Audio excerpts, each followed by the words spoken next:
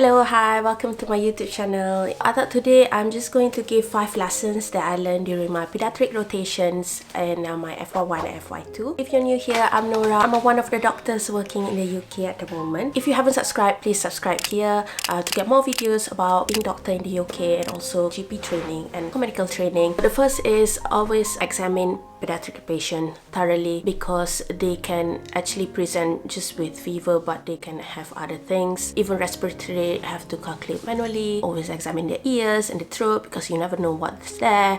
Looking at the throat, I know it's difficult. Second is always be aware of any possibility of NAI or non-accidental injury. All pediatrics, we have to expose them to examine thoroughly. This is an opportunity for us to actually be aware of anything that could be danger for the pediatric child. I've seen a few of child who were at risk of non-accidental injury. Most of them always have a doctor's appointment prior to them being admitted to ITU because of brain hemorrhage or something. So basically every time I see patient, like always at the back of my mind, I always have to remember to make sure that there's no evidence of these things, and if there's any bruising or any injury, then you can just ask the mom or ask the parents there, and then if the explanation is reasonable, then that's fine. But obviously if there's too many bruises and the injuries are unexplainable, then if you have a doubt, then it's better to raise the concerns straight away to the safeguarding lead rather than keep it to yourself, because you could save this patient's life. The third is pediatric patients can deteriorate very quickly. Any pediatric patients that I'm worried about, the younger, I will see them first normally in clinic because they can deteriorate very quickly. It's important to assess them as soon as any concerns, then I would tend to forward them straight away to pediatric. Fourth is most arrests that happens in pediatrics are respiratory arrests, which is different than adults because most arrests that happens in adults are cardiac arrests. That's why the algorithm mentioned that the first step for pediatric BLS is actually give 5 rescue breaths,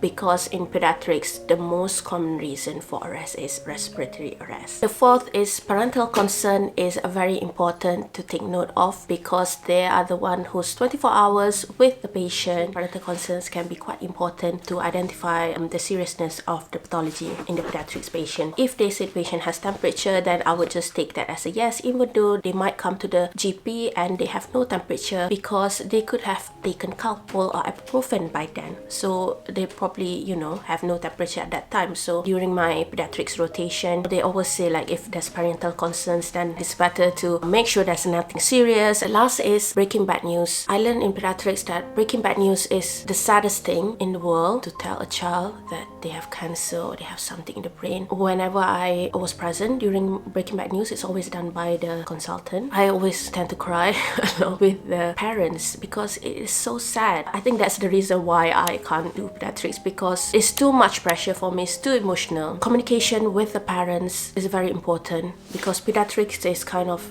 you have to communicate to the parents and also to the child, especially when they're very young. Breaking bad news is something to handle very delicately. Always ensure a lot of support. Hopefully you found this helpful, and I've got a lot more about my GP training, so please watch and don't forget to subscribe. See you then, bye.